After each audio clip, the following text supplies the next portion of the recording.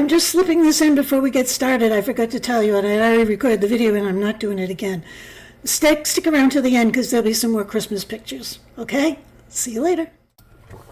Welcome to Senior Insights. My name is Cynthia, and I decided to take my own advice this morning and just savor my coffee and enjoy your company and tell you what I've been up to today. You can tell that there's a little bit of difference in my background.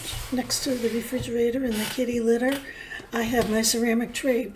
Well, I have to confess, I brought it in like 5 days ago when I said I kept talking myself out of touching it because I didn't really want to put it up. And then, you know, as I was talking yesterday in the video we did yesterday when we got together for coffee, I thought, Cynthia, you can at least dig that out.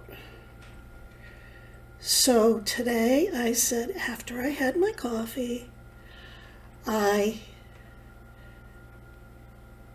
started cleaning off that table. You can see all my art studio is gone. I haven't totally cleaned it off, but it's pretty good. I mean, it's manageable now. I had to put the plant someplace else. But I put up my ceramic tree. I probably made that tree in 1973 or 74 or something like that. It was when I was first married the first time, and that was in 69. So I was pretty young. And at that time, it has a mother of pearl finish. And I think I told you that my daughter tried to have one actually made at a ceramic studio a couple of years ago, and they wouldn't do it. They said they can't work with mother of pearl anymore because it's too poisonous or it has trace metals or something. I don't know. But so she couldn't, I think she wanted to replicate it, but you know what? She's getting it anyway. I might have her bring it home today. I mean, you know, when she comes for Christmas. She probably won't appreciate it because she's trying to declutter too, but I know she wants it. If you want it, you got to take it, right? Because I have to get rid of some of this stuff.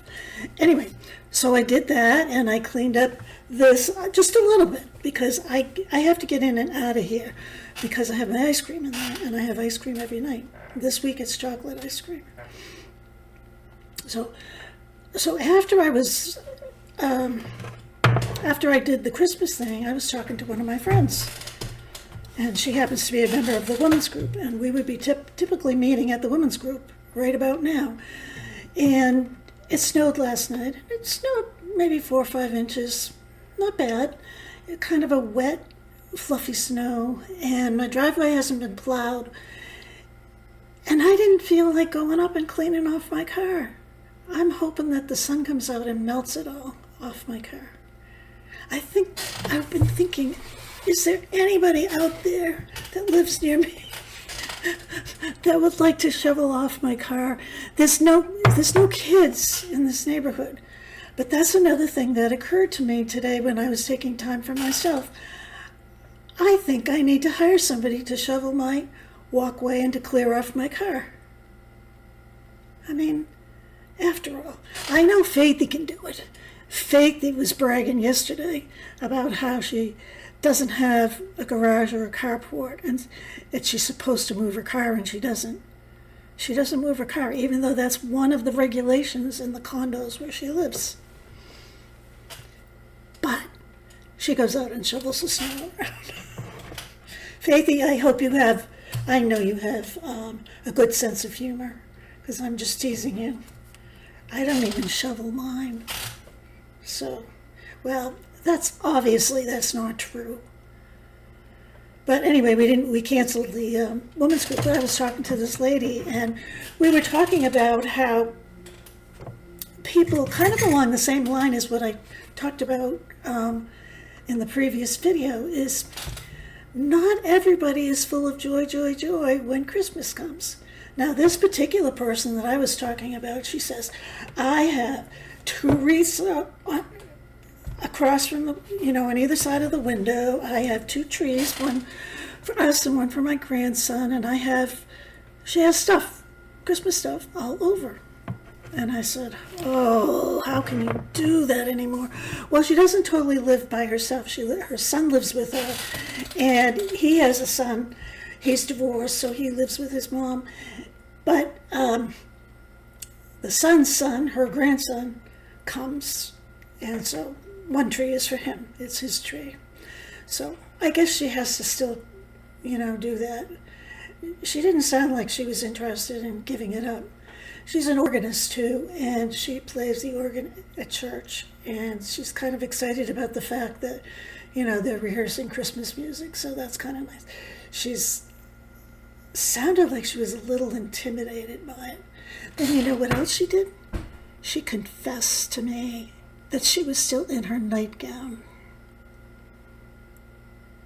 Now this is a lady who usually gets up at 5:30 in the morning. And this was quite a bit later. I'm not going to tell you how late because I don't want you to get confused. There I go, scratching my eye again.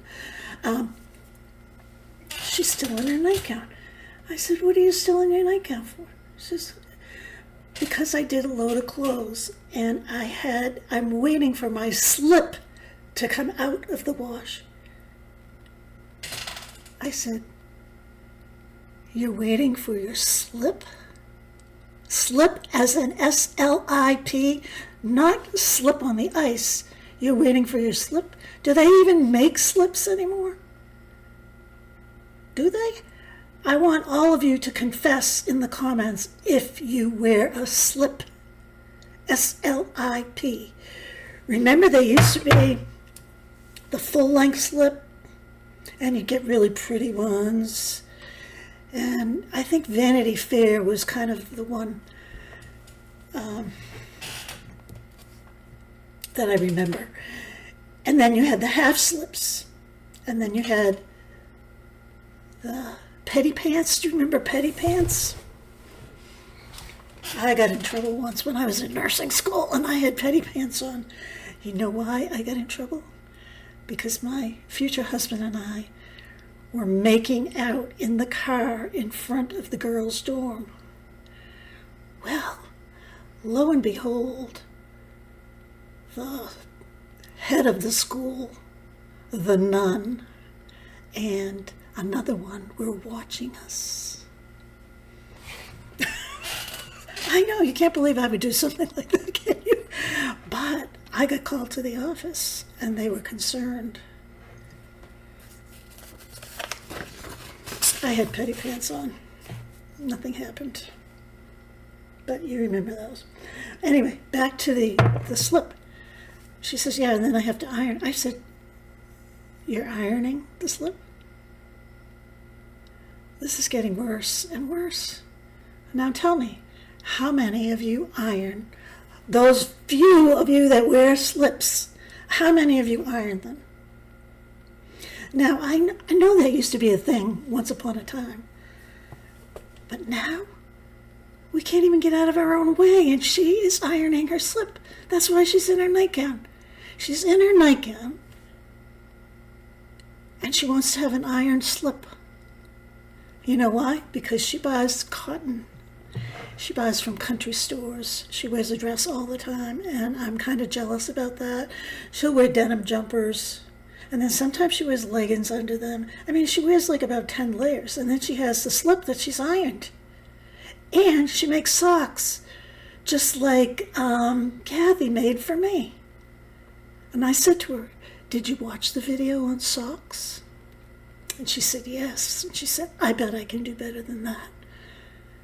And I said, go for it. I'd like some, please.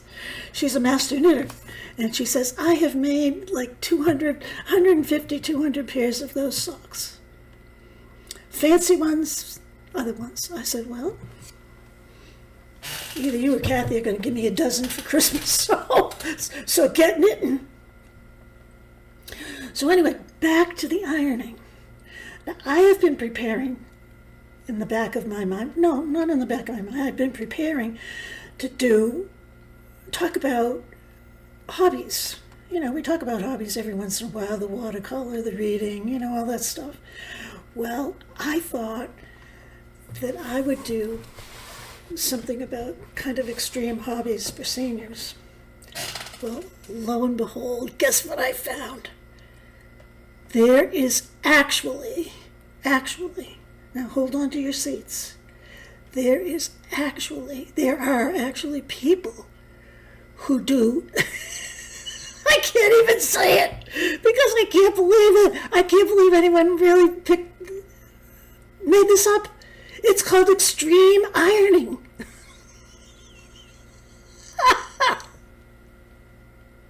Do you still have your iron?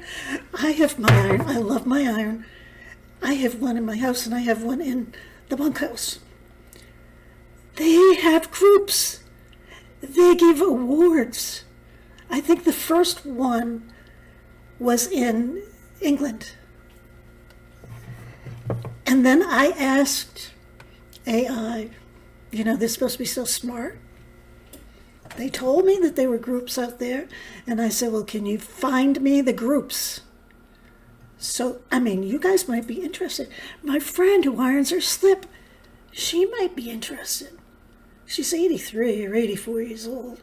She can still do it. You can still do it. I can still do it. That's something I could do. I couldn't do it on top of a mountain, though.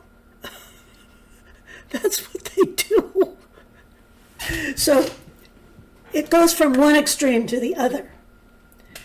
There are younger people who take it to an extreme, and it's called extreme ironing. And they go up to the top of a mountain, and they bring an iron and an ironing board, and they iron a shirt up there. Or they mountain climb with an ironing board on their back. Or they iron on a paddleboard while they're in the water. They could get electrocuted. Of course they can't because they must be having battery operated something or other. Anyway, so there are actually people that do that. It is the people, the extreme people, it's worldwide, I guess. There's organized competition and they're judged on location difficulty, creativity, crispness of the ironing, and the style. Yeah, the style of ironing. So there's a right way and a wrong way, to iron, I guess, for these contests, these extreme contests. Do you think that seniors actually participate in these things? Take a guess. I know, and none of you in this group would. No, because you're all homebodies, and you don't go out. But they sure do. Seniors sure do, even though it's usually younger daredevils that are participating in this extreme sport. But there are plenty of seniors. They participate more safely. Like, they'll take their ironing board out into the garden. Like, senior living facilities will have contests, and you can iron on your patio, or maybe you can iron on a park bench, or at RV campsites. So if you're an RVer, there might be an RV group that has this competition.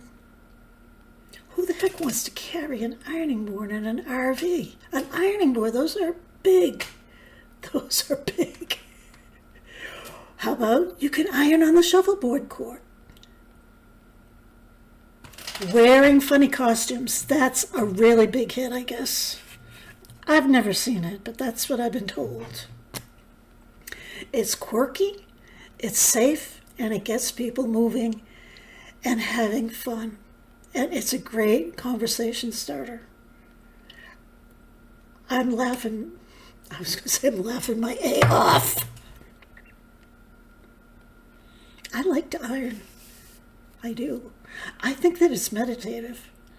I don't like to take the iron out, to put the ironing board up and then put it back because I can't leave it up. I don't have a place. At one time, one house, I had a laundry room that I kept the ironing board up all the time. I would go in and iron all kinds of things and just love it, listen to music and stuff. Why do we like it so much? I know there's some of you that don't like it so much, but obviously my friend that I was talking to, she likes it so much. One of the big things is nostalgia. We remember from our time. Remember these? I have little things on so it doesn't they don't scratch my floor. Extremely dirty. That's the way my house is, though. Do you remember these things? Does anybody have any of these things? I have 4 of them.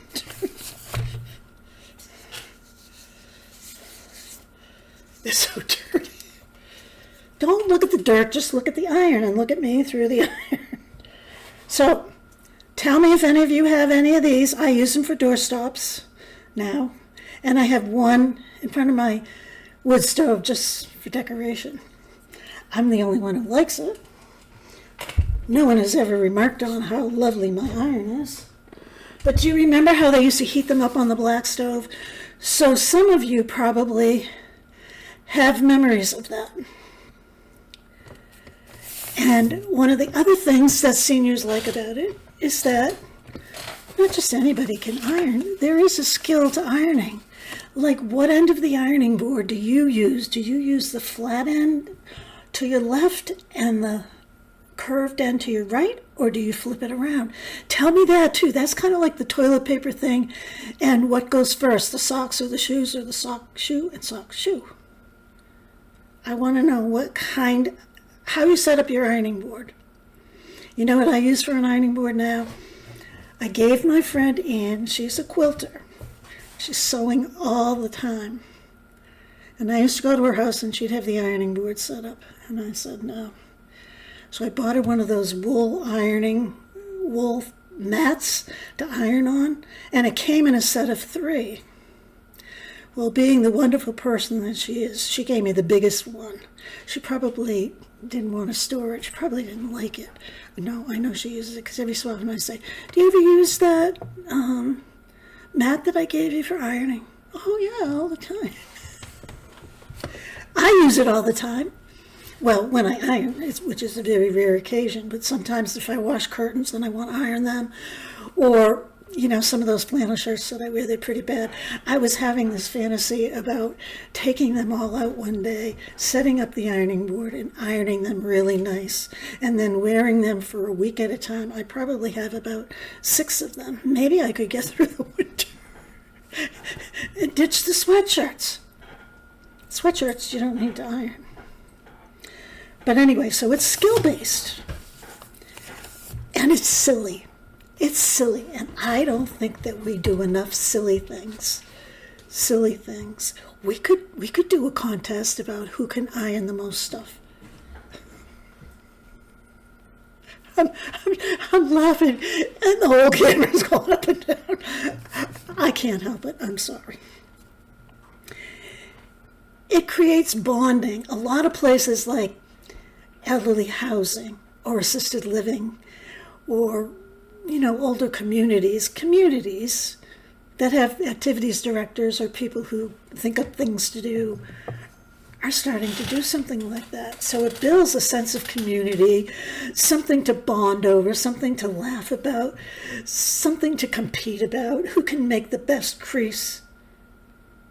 I mean, do you really know how to do it on a pair of jeans? Really? Did you ever get that double crease? Like it was folded and you knew it wasn't folded? It's actually a light physical activity. It's almost like using weights, but you're moving your arm. You're getting range of motion in your arm, and then you're hanging it up. And so you're standing, you're moving your arms, and you're reaching. So there are health benefits to that, besides feeling really good about how your clothes look. So I think we have to have a whole new outlook on ironing. It is an extreme sport, and you can be proud of participating in an extreme sport. Wrinkles? Not on my watch. Now, I know some of you don't even get out of your PJs, and that's okay. This is all just in fun. I don't expect you to get out your ironing board and iron your underpants. No. She probably does that too. Because at our age, we're extreme, all right. Climbing stairs counts. Some of us can't climb stairs. Some of us can't get out of bed. Ironing outside is extreme enough. I was thinking about it as I was thinking about it, and I thought, I bet it would actually be kind of neat in the springtime to go outside and iron and listen to the birds. I might do that as a video.